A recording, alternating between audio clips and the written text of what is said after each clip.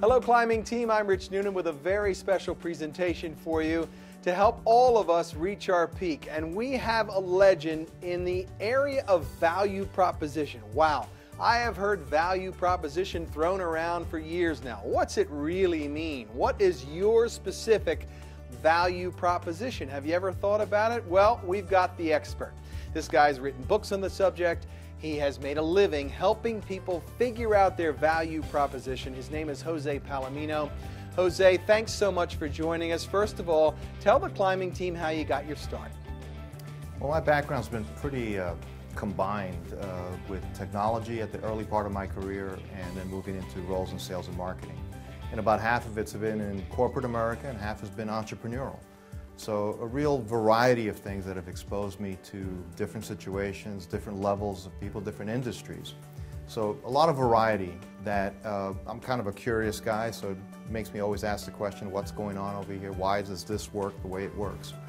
And I've always kind of followed, as I tell my wife, my entrepreneurial heart. Right. So I've looked for the new challenges, the new things. So just wanting to be challenged, I guess. Where are you from? Where'd you grow up? I grew up in New York City, in Washington Heights, within basically right across the East River from Yankee Stadium, so I am a Yankees fan.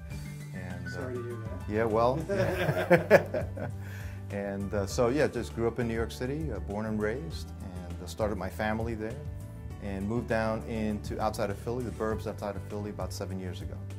What brought you to Philly? The job? No, actually, just wanting a change, kind of at a point in our lives, looking for different schools for our kids, and we became familiar with the area through a friend, and we said, well, why not? And that, again, is that entrepreneurial heart. Why not?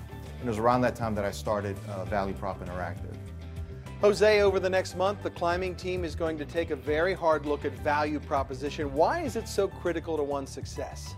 So value proposition is often a term that gets mistaken for, or easily seen as, well, that's your tagline. That's that one sentence that captures everything.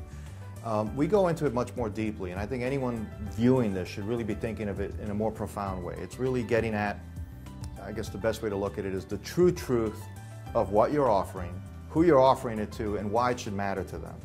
Then you worry about how you articulate it. What's the messaging? How do you convey that in a tagline? How do you convey that in a brand identity? But if you don't get the truth of your business right, saying why does it matter that we do X for Y audience, then it's a complete miss.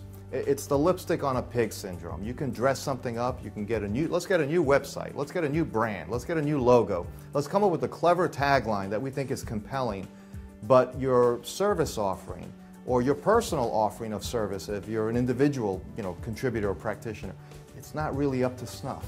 It doesn't make a difference. It's commodity-like. It's not differentiated in any way. You're not finding out what it is that you could do different or better than your competitors.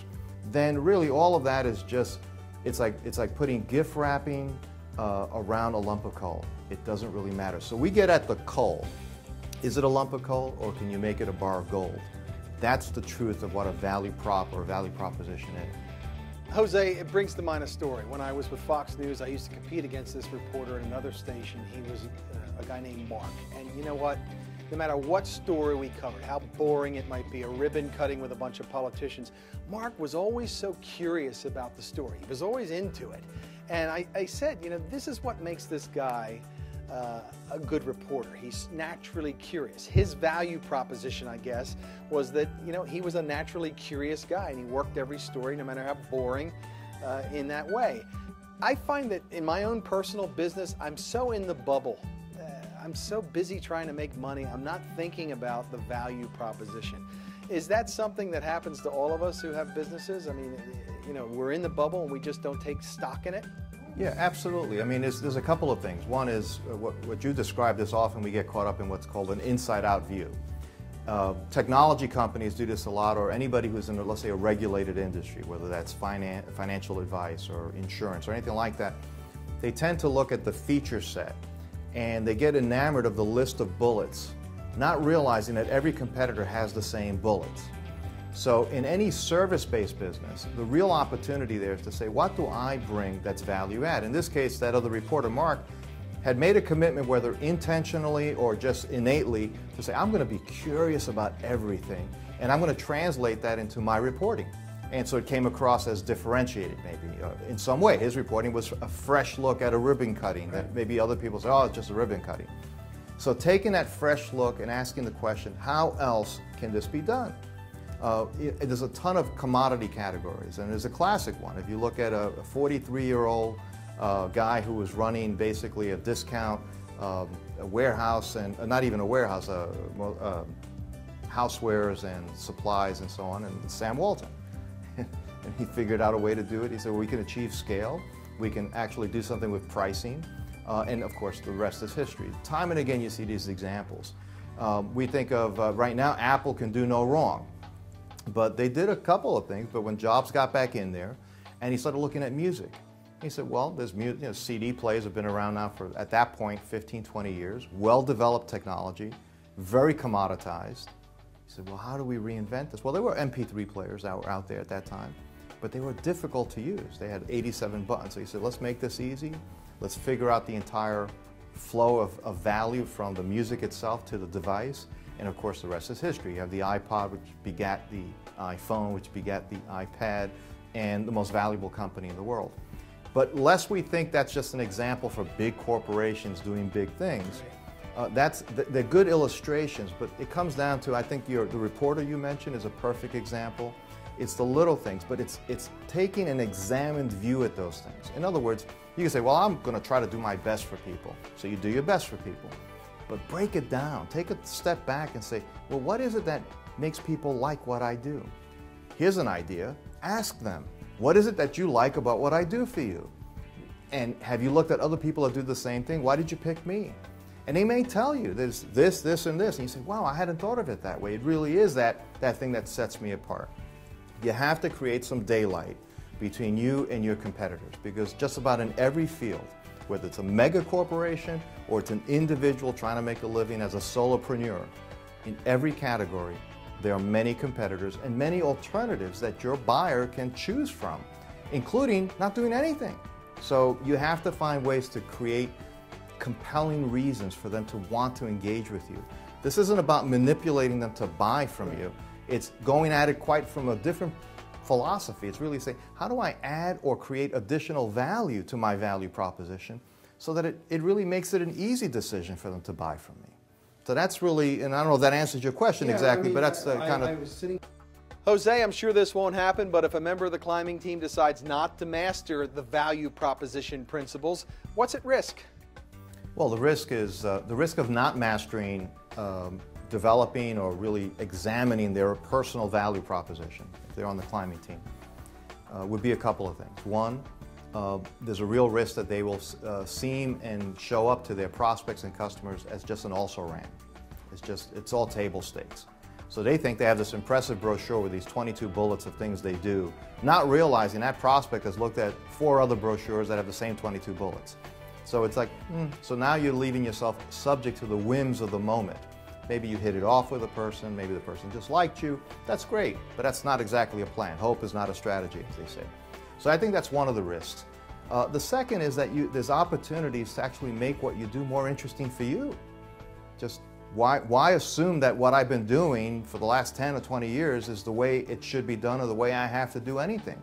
So you look at, just reading an article recently about the founder of Zipcars, who looked at rental cars, and I'm sure at that point they probably said, well, there can't be room for a new rental car company, had a different idea, a different take on it. So there's always opportunities to come up with something fresh, something new, and if you don't, here's the real risk. You'll have a competitor who will. And so what are you going to do then? Now you're chasing after something that you haven't even looked at. So I think the real risk is losing opportunities to make a difference, to stand out, and to provide even the opportunity to create additional value. So it's not, again, about just putting a veneer on things or making it look different. It has to be different in some meaningful way.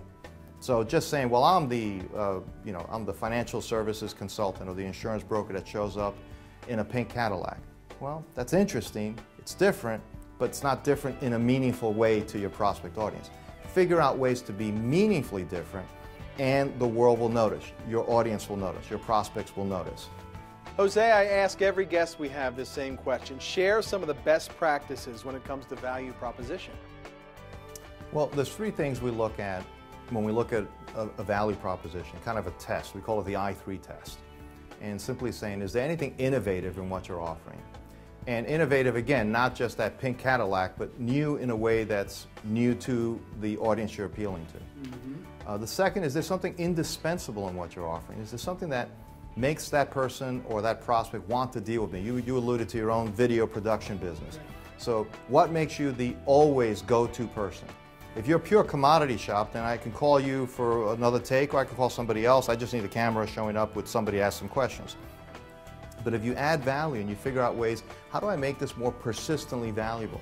Maybe I actually think about story ideas. Maybe I come up with new story ideas. Say, hey, by the way, you know that shoot we did 6 months ago? Here's something else we can add to that. So that's the second eye. And the third eye is inspiration, or making something inspirational. Is there anything I do that if somebody else were in the trade with me, they'd look at what I'm doing and say, wow, that's pretty impressive. You know, it's kind of like more of a statement of the art of it. Try to be creative. Now, not new for the sake of new, and not trying to put something to make it sexy just for the sake of saying it is, because something may be pretty mundane, quite candidly. It's all relative to what you're competing against. Is it net new in your competitive space? Is it net useful? And is it a little bit net wow? If you can do that in what you're working on and think about that, and of course the ultimate arbiter of that isn't necessarily your own opinion, and that's a good place to start, but ask people. It amazes me, even with very large organizations, how little people actually ask. They'll do surveys, they'll do all kinds of things, but just a candid human question, hey, what do you think about this? How does this show up for you? And listen to the answer. That would be like an ultimate best practice. Ask your prospect what they really think, then be quiet and listen. And that's a very powerful thing to do. And you'll learn a ton just by doing that simple exercise. And most people don't do it, do they? Very few people do it. And part of why they don't is they're so busy doing the stuff they are doing. They're trying to close the deals they're trying to close. They're trying to meet the operational requirements of whatever business they're in. Everybody is in a pressure cooker. So these things take a little bit of carve-out time. So you just need to kind of, a little bit of maybe me time or we time, but something that you just take, you say, every month I'm going to take a couple of hours out of my entire schedule to actually talk to people I've dealt with before, people maybe who've turned me down, and just say why. And those are the insights that you cannot buy, at least not without being a very large organization, spending a ton of money on surveys. And I don't believe that market research is as fruitful as those human. Jose, how do I start that process? I mean, when I have a client, you know, I sometimes do that. I ask when the project's all done, you know, how did it go? You know, essentially I'm fishing for a compliment. I never talk to the guy who didn't give me the order. Perhaps I should, but give us some practical tips on how do we start it? Well, I think you could do two things. If you call somebody who didn't give you the order, I think it could be a very warm set of questions. It could be as simply as, hey Larry, I really appreciate it. You considered me for your whatever, and I understand you went in a different direction. But do you have just a few minutes? I just have a few questions to ask you about that, because I just want to get better at what I do and serving other customers like you. First of all, Larry's going to think highly of you. And out of every 5 Larrys you call, maybe 2 will say, I don't have time for you. I already said no, goodbye. And maybe 1 will waste your time, but 2 will give you meaningful input. And as you start jotting these things down, and you know, I can't stress enough the value of keeping a journal, keeping your notes in one place, you can go back to some of those people maybe you were fishing for a compliment for and ask them more substantive questions based on Larry's input. Hey, you know, how important was this dimension of whatever it was, how big I was as a firm? If that were the issue that Larry told you, well, you weren't big enough for me, I wasn't sure you'd be there all the time, as an example. So you can kind of correlate these things. And the key message here, these aren't one-time things. This is a habit that you build into your business. There are people that are part of BNI, there are business owners that are part of Vistage or other roundtable type things to sharpen the axe. This would fall into that category. And I think you can do that very easily. Jose, as you know, the Reach Your Peak program is all about helping people maximize their potential. Share some gems, some pearls of wisdom, if you will, about reaching your peak when it comes to value proposition. I think what really would stand out for me as the single most important thing to do is probably twofold. One is never assume you fully understand your customer. Keep inquiring, keep learning about, especially if you sell into a particular industry or category. Industries change. There's turnover, there's ways things are done that change. So keep looking at and learning about your customer, and are you actually meeting the needs that they really have? Many a business, I mean, I think of at one point there was the last typewriter company. You know, many a business waits too long to ask those tough questions. Second thing, and it's much harder, especially if you're a smaller business, because it's not pleasant all the time, is look at your competitors. What are they up to? And these days, with what's available through what's on the web, what's social media and so on, there's so much information that's available there. Don't get paranoid, don't get crazy. Just see if there's anything that somebody's doing. Maybe even easier, look for somebody who maybe isn't in your backyard or competing with you directly, but is a best practice player, and say, what are they doing that works for them? And look for companies, you know, at all ranges, not just companies your size and not just companies that are, you know, world leaders. Just be curious about what are some things that they're doing that set their message apart. And you may say, well, they do exactly what I do, but when I talk to people, they don't think they do exactly what I do. They think there's something else or something special. Well, why is that? Look into it. And then see if there's real substance behind it, or is it just good wordsmithing? I don't believe that wordsmithing is enough. There has to be a true truth to what you're doing, and then the wordsmithing follows, and it becomes natural after that. You can actually find ways to create taglines, to put good ad copy together, to make powerful brochures that actually help you, to work on sales scripts that, or at least pointers that you want to cover, a nice PowerPoint presentation, 2 or 3 slides, not 33 slides, that actually help you tell your story. But it has to come out from within. What are you really doing? And always asking the question, what are we really doing that's really valuable to the people I really want to serve in the organizations that matter most to our business, that connects best to what we're offering? And if I can really follow that train of thought, I'm going to create powerful value, which will never say sells itself, because that isn't true, but will be a lot easier to market into any given industry or marketplace. Jose, thank you so much. You've given us all so much to think about when it comes to value proposition. I look forward to honing mine, and I look forward to our next conversation. On behalf of the climbing team, thanks again for joining us, and we'll read your next book as soon as it comes out. Jose Palomino, everyone. Great guy who has a lot to tell all of us. I'm Rich Noonan. We will see you next time. Thanks so much for your attention as we all try to reach our peak.